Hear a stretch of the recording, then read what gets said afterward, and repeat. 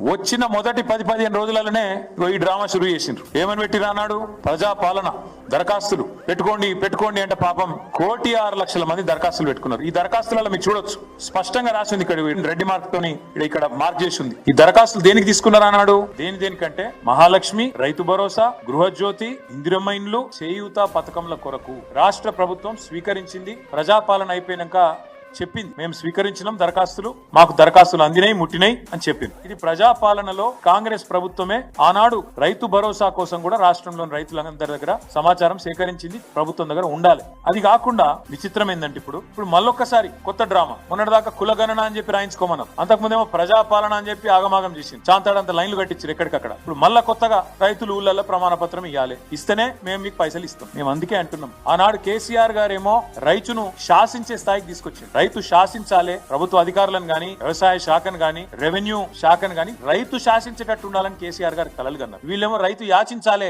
రైతు అడుక్కోవాలి, రైతును